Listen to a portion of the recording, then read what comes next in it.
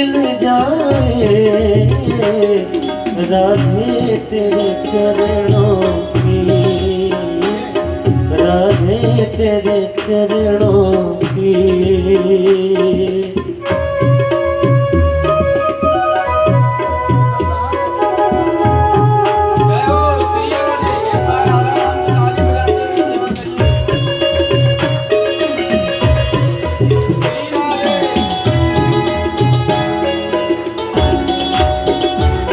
सुनता हूँ तेरी रहमत दिन रात बरसती है, सुनता हूँ तेरी रहमत दिन रात बरसती है। एक बूंद जो मिल जाए, एक बूंद जो मिल जाए, जीवन की गली खिल जाए, राधे तेरे चरणों की। गर फूल जो मिल जाए, राधे तेरे चरणों की।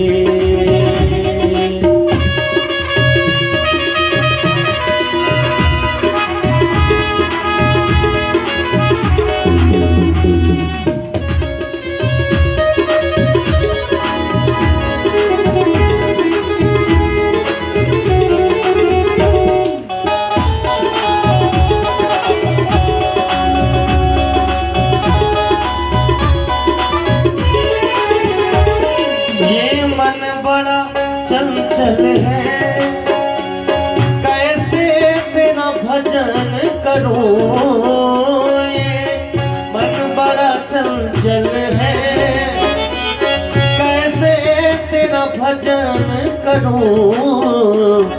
जितना इसे समझाऊं, जितना इसे समझाऊं, उतना ही मचल जाए, राधे तेरे चरणों की। गर धूल जो मिल जाए, श्यामा तेरे चरणों की।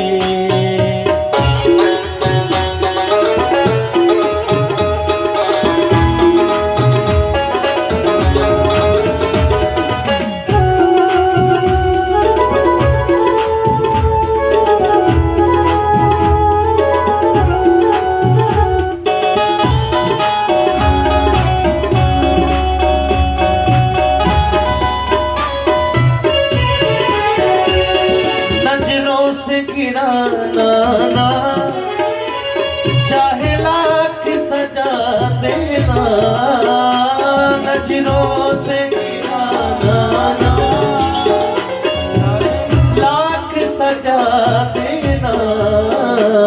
नजरों से जो गिर जाए, नजरों से जो गिर जाए, मुश्किल है संभल पाना, श्यामा तेरे चरणों की। गर धूल जो मिल जाए, राधे तेरे चरणों की।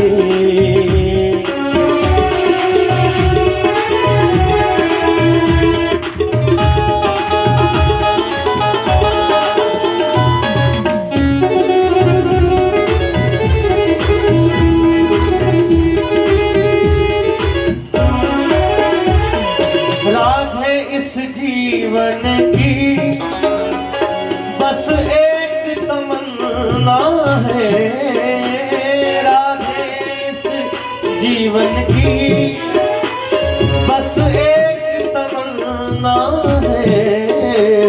तुम सामने हो मेरे, तुम सामने हो मेरा दम ही निकल जाए। तुम सामने हो मेरा दम ही निकल जाए। राधे तेरे चरणों की गर धूल जो मिल जाए, श्यामा तेरे चरणों की, राधे तेरे चरणों की, राधे तेरे चरणों की। जय जय श्री राधे। बोलिए राधे रानी सरकार की जय। महाराज अजामिल को यमदूत छोड़ करके चले गए। सुधर गया कि एक बार अगर नाम लिया तो ये हाल है, मतलब गलती से नाम ले लिया, अपनी गलती का एहसास हुआ। सब परिवार वैष्णव बन करके नित्य जब आदि में लगा रहा, अंतर में वो भगवान के वो लोग को प्राप्त हुआ। महाराज दूसरी इस महिमा के बारे में गणिका की कथा भी आती है। गणिका ने भगवान का भजन करते करते, गणिका की कथा आप लोगों ने सुनी है नहीं सुनी? एक गणिका थी, वो दिन रात जो है अपने वैश्यालय में रहती थी और कहती थी वो इतनी सुंदर थी कि उसको देखने के लिए बड़े बड़े जमींदार राजा महाराजा रथ भर के जो है अपना सोना पहले भेज देते थे कि आज हमारा नंबर लग जाए इसको देखने के दर्शन के लिए। वो इतनी सुंदर थी। महाराज नित्य प्रति वो जो है अपना इसी भोग विलास में लगी रहती थी। एक दिन कोई साधु आया, बारिश हो रही थी तो उनके यहाँ रुक गया। साधु के सेवा मिली, सत्संग हो गया तो महाराज बोले हमारे कल्याण के लिए कुछ काम बता दो। तो कल्याण के लिए बोले कि हम तो वही पहले होते नहीं, ऐसे वैसे सबको मंत्र नहीं देना चाहिए।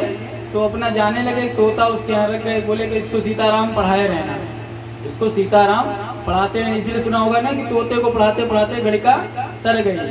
महाराज गणिका का जब मृत्यु अंत समय आया तो वो अपने तोते को सीताराम सीताराम पढ़ा रही थी और उसको मोक्ष प्राप्त हो। इस कहानी के पहले गुरुजी एक पहले और कहानी बताया करते थे कि अंत गति जैसे होगी वैसी ही आपको शरीर मिलेगा। एक बार की बात इसके पूर्व जन्म की बताइए, महत्वपूर्ण है, कुछ हमको लग रहा है नया भी रहेगा आपके लिए। गणिका जो पूर्व जन्म में थी एक ब्राह्मणी थी, उसको उसके गुरुओं ने बता दिया कि पुरुषों से हमेशा दूर रहना, ब्रह्मचर्य का पालन करना और पुरुषों से हमेशा दूर रहना, मतलब शादी ब्याह न करना, अपना ब्रह्मचर्य रह करके अपना जीवन यापन किया करना। महाराज वो जीवन भर पुरुषों के संग से दूर रही और भजन करती रही। और जब वो बूढ़ी हुई तो उनके बुखार बहुत तेज, ऐसा ज्वर आता है तो पहले वैद्य लोग आते नहीं है, तो वैद्य जी आए, उन्होंने उस तपते हुए शरीर पर पट्टी रखी, स्पर्श किया, हाथ रगड़े, खूब उनको सेवा करी। अब उससे उनको बड़ा आनंद प्राप्त हुआ। अब उनके मन में बात ये आ गई महाराज कि ये तो जो है धर्माचार्यों ने हमको बड़ा भड़का दिया था कि पुरुषों से दूर रहना, भोग विलास से दूर रहना, लेकिन पुरुषों का स्पर्श बड़ा आनंददायक रहता है। हाय, मैंने अपना पूरा जीवन भक्ति में लगा दिया। मृत्यु के समय उसके मन में ये भाव आ गया कि पूरा जीवन मैंने जो है सन्यासी बन के बिता दिया। आज ये पुरुष देखो आया, मतलब जब वैद्य ने पट्टी लगाई, स्पर्श किया, उनको ठीक करने का जब प्रयास किया तो उनको बड़ा सुख प्राप्त हुआ। मतलब एक तपते हुए को जब शीतलता मिल जाए तो उसी पछतावे में उस ज्वर से उनके प्राण छूट गए। महाराज जब पुनः जन्म मिला तो उनकी मनोकामना क्या थी? खूब पुरुषों का स्पर्श मिले, संग मिले। तो वो परम तेजस्वी ब्राह्मणी अगले जन्म में गणिका बनी, जिसके फलस्वरूप, लेकिन उसका जो अकाउंट था वो पूरा पहले अगले जन्म वाला बेकार तो जाना नहीं था, वो पूरा फुल था आध्यात्मिक वाला। उसने एक मनोकामना पूरी कर ली थी, उसने पूरी अपनी मनोकामना रखी थी कि हमको पुरुषों का संग मिले। महाराज इस जन्म में जब वो बूढ़ी हुई तो उसके दिमाग में आया कि भैया पूरा जन्म में पुरुषों के संग नरक सोना चांदी तो दरवाजे पे बैठा हुआ है, लेकिन हरि का भजन करने से ही मोक्ष प्राप्त होता है। अब इसको एक जन्म लेना पड़ा थोड़ी सी गलती सुधारने के लिए। बोलिए राधे राधे। तो मरने के समय हमेशा आपको कितने भी काम करते रहो, गलत रहो, लेकिन मृत्यु के समय का गारंटी है कि राम नाम मुख से निकले।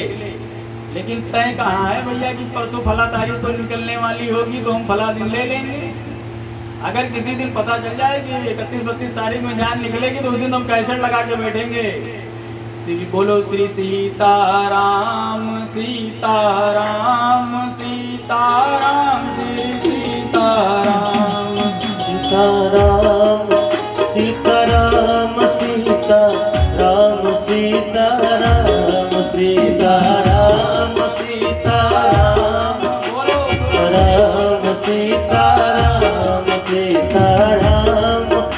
सीता राम सीता राम सीता राम सीताराम सीताराम सीताराम श्री सीताराम। सीताराम सीताराम प्यारा सीताराम कुछ नहीं है। सीताराम सीताराम सीताराम सीताराम।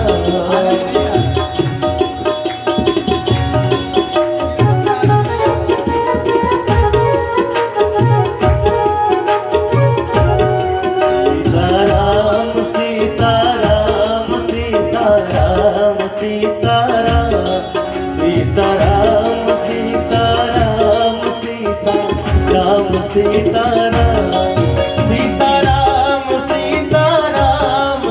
सीताराम सीताराम सीताराम सीताराम सीताराम सीताराम दो अक्षर का प्यारा नाम सीताराम सीताराम सीताराम सीताराम सीताराम सीताराम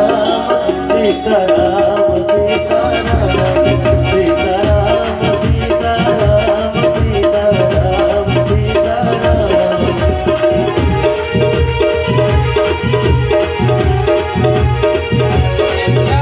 रामचंद्र की जय हो। जय जय श्री राधे श्याम। महाराज गणिका का भी कल्याण हो गया और अजामिल का भी कल्याण हो गया। हम लोग भी हर समय भगवान का नाम जपते रहे, हमारा भी कल्याण हो जाए। हमारा जीवन का लक्ष्य क्या है? हम लोग जब जन्म लिए तो हमारा सबसे पहले हमारे मम्मी से लेकर चले आओ, बच्चों से लेकर चले आओ, क्या लक्ष्य होता है? मेरा बच्चा जन्म लिया है, थोड़ा सा चलने लगे। पहला लक्ष्य तो ये होता है ना कि जल्दी से अच्छे अच्छे तमाम एडवर्टाइज देखा करते हैं, जॉनसन बेबी ऑयल है और ये और जो सरसों तेल है वो तो कभी लगाते ही नहीं है महाराज, काले हो जाएंगे। नए नए तेल, और सरसों तेल से कोई काला नहीं होता है, हमारे सरसों तेल लगा है। बोलिए वृंदावन बिहारी लाल की। जीवन में एक शांति प्राप्त करने का सबसे बड़ा एक तरीका बोलेगा, जीने का तरीका हमें आना चाहिए। छोटे छोटे लक्ष्य बना करके चलना चाहिए। देखिए हम लोगों में प्रसन्नता कैसे मिलती है? मैंने सोचा है मेरा काम हो जाए, कल हो जाएगा या अभी हो जाएगा। कल हो गया, क्या मिल गई हमें? सक्सेस। यही तो इतने के रिजल्ट आए ना, काम सोचा था और काम हो गया तो मिल गई सक्सेस, और सोचा था वो काम नहीं हुआ तो क्या हुआ? अनसक्सेस। बोले हम फेल हो गए। कुछ मेरा आत्मा का कुछ नहीं बदला, वो थोड़ा सा काम नहीं होना था, नहीं हुआ, होना होता हो जाता। लेकिन मैंने क्या किया, बर्डन अपने ऊपर बना लिया, सिर पे बोझ बना लिया। हर युवाओं को समझना चाहिए, जिसे टारगेट रखते हैं कि मेरे को हाई स्कूल पास करना है। जैसे बच्चों का इसमें बोर्ड परीक्षा होने वाली है, तो लक्ष्य क्या रहता है कि हमें परीक्षा प्राप्त करनी है। उसके लिए कुछ बच्चों को भाई बड़ी दुखद बात होती है, जो नंबर कम आते हैं, परसेंटेज कम आते हैं, तो उनके माता पिता उन पर प्रेशर डालते हैं। कुछ बच्चे देखिए आत्महत्या तक कर लेते हैं। ये कौन सी बात है? सफल होने के लिए आदमी टीका लगाना।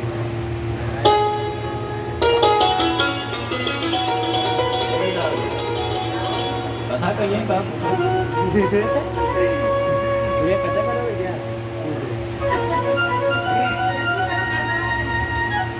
आओ कथा कहो है गाना।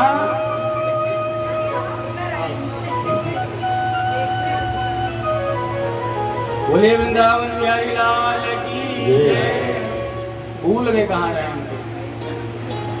जब ईश्वर के स्वरूप को देख करके भूल जाया जाता है, जिस दिन ईश्वर सामने आ जाएंगे तो महाराज क्या याद रखने वाला है? बोलिए श्री राधे। तो यहाँ पे जीवन जीने के तरीका के स्वरूप में जो सत्संग में निकल के उपदेश आता है कि सुख और दुख सिर्फ क्षणिक है महाराज। हमें हाई स्कूल पास होना है, पास हो गए, क्या लक्ष्य मिल गया? अब जैसे ही हाई स्कूल पास हो गए तो एक साल थोड़ा रिलैक्स, अब इंटर पास होना है। अब का अच्छा इंटर पास हो गए, वैसे 11 रुपए प्रसाद माना था, 21 हो गया, चलो इंटर पास हो गए, अच्छे नंबर आ गए, क्या आप सक्सेस हो गए? तुरंत नया गोल मिल जाएगा कि अब किसी अच्छे विषय में हमको स्पेशलिस्ट बनना है, कोई विशेषज्ञ बनना है, कोई कोर्स करना है। महाराज कोर्स में भी अच्छा कॉलेज, चलो इसको इस तरीके से ले लें, बड़े माँ बाप परेशान होते कॉलेज कौन सा मिलेगा, कहाँ एडमिशन हो पाएगा। इंटर के बाद ये समस्या है, चलो कॉलेज अच्छा मिल गया, अब जियो तो परेशानी है, जैसे एडमिशन कराया नहीं वैसे परेशानी चालू हो गई। लेकिन ये जीवन जीने का एक प्रोसेस है ना, हम लोग जीवन आगे जी रहे हैं, पढ़ना है, लिखना है, डिग्री प्राप्त करनी, इसको अलग हट दो। कहते हैं आत्मा से इसका कोई सरोकार है ही नहीं, ये जीवन जीने की प्रक्रिया है। अच्छा कहीं ये लिखा हुआ है किसी ने डिग्री न ली हो, उसको यहाँ पे ऑक्सीजन सिलेंडर की सप्लाई बंद कर दी गई हो पेड़ों से? किसी ने पढ़ा लिखा नहीं है, अनपढ़ है, तो क्या उसको पेड़ों ने ऑक्सीजन देना बंद कर दिया? लेकिन अब लड़का 99% नहीं आया तो सोचा जैसे ही जाएंगे तैसे हमारे मोहल्ले के सब ऑक्सीजन सिलेंडर जो पेड़ों में लगे हुए बंद हो जाएंगे। क्या कर रहा है वो? सुसाइड करने जा रहा है, बच्चे नस काट रहे हैं, ये सब क्या है? इसके जिम्मेदार हम लोग हैं। हम लोगों ने अपनी महत्वाकांक्षाएं छोड़ दी। यहाँ देख रहे हैं मेरे कुछ जानने वाले बच्चे हैं, बाहर चले करके यहाँ पढ़ाई कर रहे हैं, तैयारी कर रहे हैं, लखनऊ में दूर घर द्वार से अपने पढ़े हुए हैं। अब माता पिता उनको जो पैसे 5,000 10,000 पढ़ने के लिए भेज रहा है, तो अपेक्षा यही लग रहा है, बेटा आपके नाम नहीं आया। तीसरे में दूसरे महीना फिर पूछते क्या इस बार भी कोई नाम नहीं आया? अब वो 2 साल जिससे पूछा जाएगा उसकी मनोस्थिति क्या होगी? अगर वायदे उसकी मान के चलिए समय निकल गया उम्र का, तो बेचारा क्या मुँह ले करके जाएगा? वहाँ पे हम लोगों का फर्ज ये कहना चाहिए तुम अपनी मेहनत करते रहो, नहीं आएगा तो मेरे यहाँ ये काम बड़ा हुआ है, इसको आके संभाल लेना। अब उसको रिलैक्स रहेगा, सब कुछ करो, कोई अपना ना नुकसान कर लेना है। अच्छा कोई ना कोई किसी न किसी रूम में कोई आज देवी जी शांत है,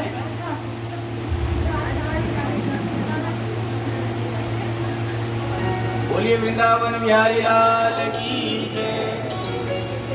भगवान कहीं तुम चाहे जितना याद करके बैठो बोलेंगे कहीं पे। इसलिए कहा गया है ये नंबर्स गेम, सफलता ये सब यहीं की रखी रह गई है। आप जितने सरलता से जीवन जीते रहेंगे उतना ही आपको आनंद आने वाला है। हर हाल में भगवान को याद करते रहिए, सदगुरु को ध्यान करते रहिए। महाराज सुखदेव जी कहने लगे, हे राजा परीक्षित, पंचम मनु रैवत हुए, उनके बलि विंध्यादि पुत्र दे, इंद्र हिरण्य रोमा आदि ऋषियों के द्वारा जो सप्तऋषि हुए। एक बार कहते हैं कथा आती है, दुर्वासा जी अपने स्नान करने के लिए जा रहे थे और रास्ते में इंद्र की सवारी आ रही थी।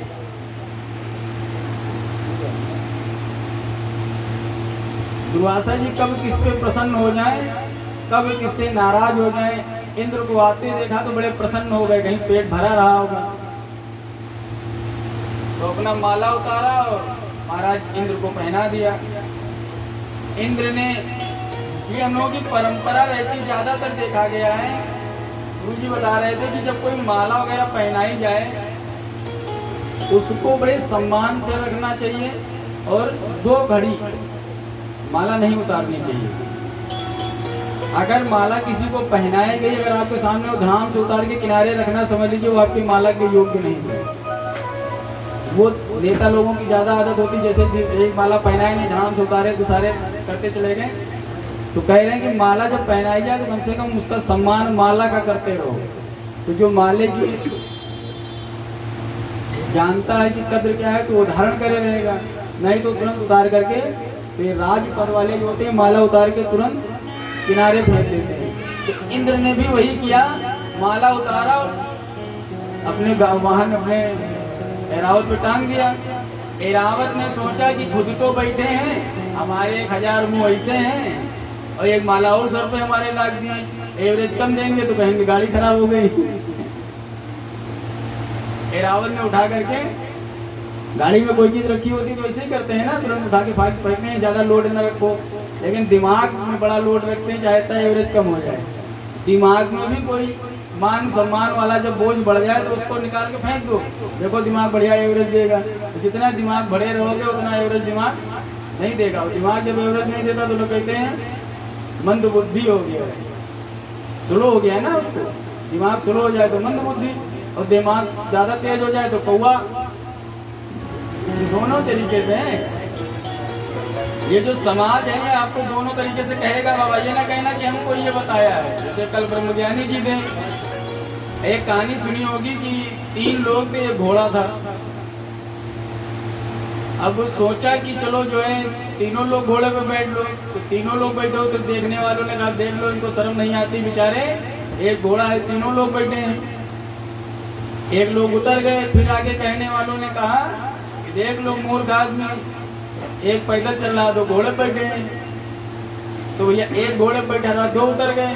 फिर कहने वालों ने आगे फिर कहा देख लो ऐसे दोस्त होते हैं, ऐसे लोग हैं, 2 पैदल चल रहे हैं, घोड़े बैठा है।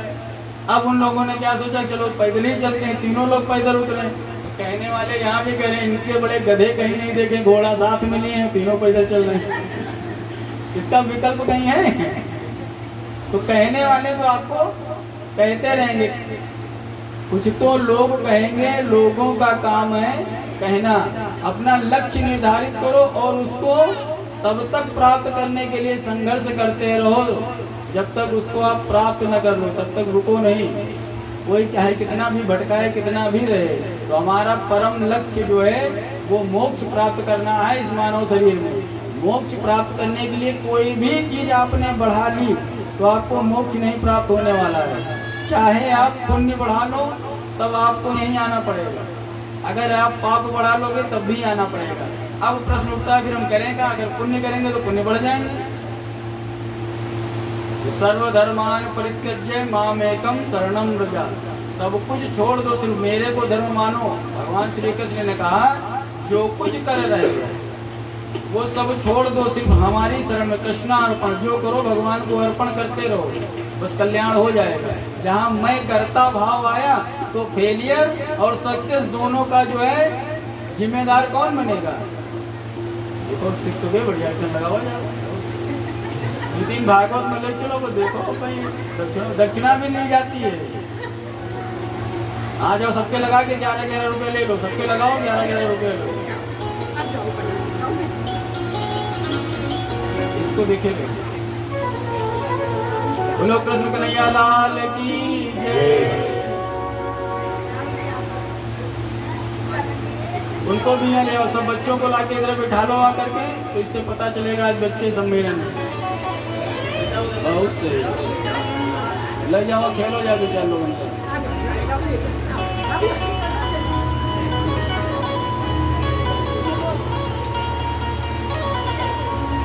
महाराज पूछे ये समुद्र मंथन की क्यों जरूरत पड़ गई? उसी प्रसंग में सुखदेव जी कहते हैं दुर्वासा ऋषि ने इंद्र को श्राप दे दिया था। क्यों श्राप दिया था? तो जैसे दुर्वासा जी लौट के आए स्नान करके, क्या देखते हैं उनका दिया हुआ माला जमीन पे पड़ा है। दुर्वासा ऋषि सोचने लगे इंद्र को इतना अहंकार हो गया कि मैंने अपना माला दिया था और इसने उतार के सड़क पे फेंक दिया। इतना अहंकार, रुपए पैसे का, धन दौलत का। आज से मैं श्राप देता हूँ ये देवता श्रीहीन हो जाएंगे। महाराज जैसे ही श्राप दे दिया,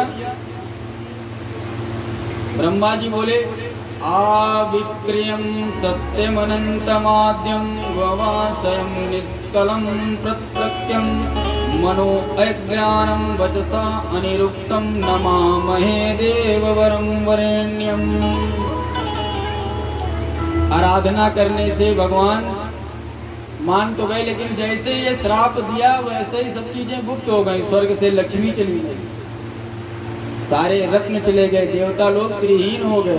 और जैसा ही देखा कि देवता लोग श्रीहीन हो गए, यानी दिवालिया घोषित हो गए, इनके पास रुपए पैसे नहीं है, धन दौलत नहीं है, अब ये अपनी सेना को मिसाइलें नहीं दे सकते, हथियार नहीं दे सकते, वैसे दैत्यों ने आक्रमण कर दिया और इंद्र को अपना राजपाट छोड़ के भागना पड़ा। उस समय राजा बलि का ही राज्य था।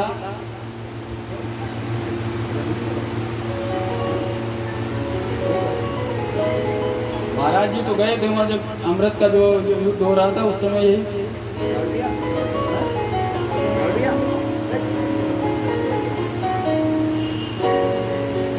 लवकुश महाराज भी साथ में थे, बता रहे हैं दोनों लोग थे वहाँ पे। वहाँ झगड़ा उगड़ा जब खूब होने लगा। अच्छा तो पहले झगड़ा क्यों हुआ ये सुन लीजिए। अब जब सारी चीजें हो गई समाप्त तो महाराज बोला गया नर देवताओं के पास धन बचा, और जब जय जयकार ना हो, प्रशंसा ना हो, ऐश्वर्य ना हो तो धन दौलत भी किस काम का। तो असुरों को भी नहीं मजा आ रहा था। जब लक्ष्मी ही नहीं है तो खाली जियो खाओ पड़े रहो, श्रीहीन व्यक्ति कैसा होता। तो असुर और सुर दोनों में समझौता हुआ कि चलिए समुद्र में सारी चीजें छुप गई हैं, निकाला जाए चल करके। अब भाई जब लाभ होता है तो अच्छे अच्छे गठबंधन हो जाते हैं, देखा ही होगा आपने। जब लाभ लेने की बात हो, जब मामला हाथ से जा ही रहा है तो देवता असुर भी बहुत पहले भी जो को गठबंधन कर चुके हैं। दो विपरीत विचारधाराएं एक मिल जाती हैं, क्योंकि अगर कुछ प्राप्त करना, अगर विकास करना है तो विचारधाराएं किनारे कर देनी चाहिए। राज्य हित में, राष्ट्र हित में गठबंधन जरूरी है। ये संदेश भागवत दे रही कि बहुत पहले भी गठबंधन हुआ, दोनों में गठबंधन हुआ, लेकिन जब विचारधाराएं विपरीत रहती है तो ज्यादा दिन वो गठबंधन चलता नहीं। जैसे हम लोग भी देख चुके हैं, ज्यादा चला नहीं। तो कथाएं आज भी वही उदाहरण दे रही हैं। महाराज समुद्र मंथन चालू हुआ, लक्ष्मी जी निकली, विष्णु जी ने ले लिया, धन्वंतरी जी निकले। बोलिए धन्वंतरी महाराज की जय। धन्वंतरी जी रोग को दूर करने वाले महाराज, सब कुछ अच्छी अच्छी कामधेनु निकली, सारी चीजों की डिवाइड बढ़िया होते लगा। और जो विष निकला जो पूरी दुनिया को जलाने लगा, उसको लेने वाला कोई नहीं। अलाहल विष।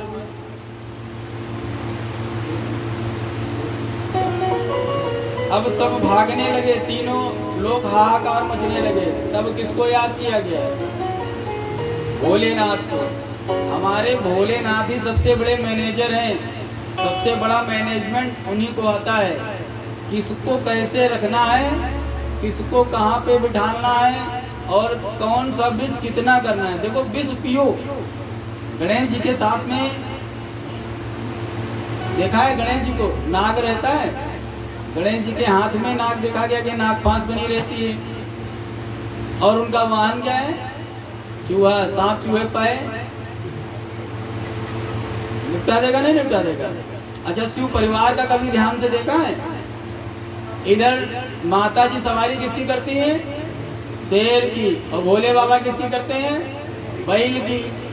अगर शेर छुट्टा पा जाए तो शेर को निपटा, बैल महाराज को निपटा देगा।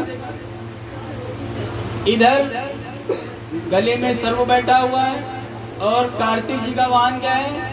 अगर वो थोड़ा सा ढील पाए तो मोर महाराज, सर्प महाराज को निपटा दे। और इधर सर्प महाराज अगर थोड़ा सा ढीले हो जाए इधर उधर तो उधर नाग देवता को, उधर चूहा महाराज को पूरा खा ले। लेकिन ये शिव परिवार है। हमारे घर में सभी लोग हैं एक दूसरे के विपरीत स्वभाव के हैं। सबका स्वभाव भिन्न भिन्न है, लेकिन सबके विपरीत स्वभाव के बाद भी हम लोग अपने घर में मिल के रहते हैं। एक दूसरे में परस्पर प्रेम है। यही तो एक परिवार की अवधारणा है। शिव परिवार की उपासना हर जगह, जब कभी रुद्राभिषेक होता है, पूजा पाठ, तो शिव परिवार बनाए जाते हैं। तो संदेश दिया जाता है कि तुम तो थोड़े विपरीत हो। अरे हमारी पापा से नहीं बनती, मम्मी हमारे हिसाब से नहीं है, भैया हमारी सुनते नहीं, थोड़े विचारधारा दूर हो रहे हैं ना। लेकिन शिव परिवार कितने आनंद से रह रहे, गले तक विष भरा हुआ है, अगर अंदर उतार लें, मतलब सुनो, घर का जो मुखिया होगा वो इतने विपरीत होने के बावजूद अगर संतुलित नहीं है, भैया हारमोनिया वाले भैया है कि बोलो जय श्री राम, तो जरा से इधर से इनके हारमोनिया बिगड़ गए, नहीं बिगड़ी।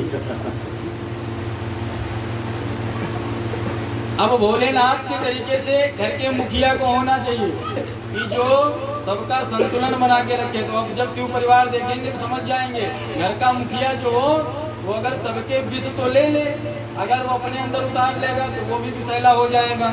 इसलिए सबकी बुराई, सबकी कमियां वो जानते हुए भी अपने गले में रखा। पेट में ना उतारो, पेट में उतारोगे तो हाजमा खराब। जो जितनी टेंशन है, तनाव है, सुनो सबकी। वही हलाहाल विषय है। मम्मी ने ये कहा, ससुराल में ये कहा, अब तो शादी हो गई है, उधर भी सुनो इधर भी सुनो, सबकी तो 20 गले में भरे रहो, आराम से समाधि लगाए रहो और सब काम होते रहेंगे। और घर के सदस्यों को क्या चाहिए? घर के सदस्यों को भी उसी में संदेश प्राप्त होता है। जब कोई भी पूजा पाठ करते हो तो सबसे पहले किसकी पूजा करी जाती है? गाइए गणपति जगवंदन। तो किसके गुण गाए जा रहे हैं? गणपति के। क्यों गाए जा रहे हैं? क्योंकि गणपति ही गणों के ईश। सबसे पहले कोई भी पूजा पाठ करेंगे तो गणों को मनाया जाता है। अच्छा, हमारे घर का गण कौन है? हमारे घर में भी तो गणपति है, जो वही मानेगा तभी आगे कोई काम। तो घर का जब गणपति प्रसन्न होगा तो कोई विघ्न नहीं आएगा। यानी घर में कोई काम धाम करना है तो घर का गणपति कौन है आपके? आप सबके घर में गणपति हैं। अगर वो थोड़ा सा नाराज हो जाए, उनकी प्रथम उपासना ना हो तो आप कोई काम नहीं कर पाओगे। तो जो घर का मुखिया होता है वही तो गणपति है। आप लोग गण हैं और जो घर का मुखिया है वही गणपति है। तो जब गणपति को पहले मना लोगे तो आपके कोई काम रुकने वाले नहीं है। बोलिए राधे राधे। अब गणपति का फोटो कैसा है, देखा है कभी आपने? गणपति जी को सब लोगों ने देखा होगा ना। एक थुलथुला मोटा सा शरीर, ऐसे तो लगते हैं ना। बड़े बड़े कान, छोटे छोटे हाथ, हाथों में क्या है? एक में रस्सी है, एक में अंकुश है, एक में लड्डू है, एक में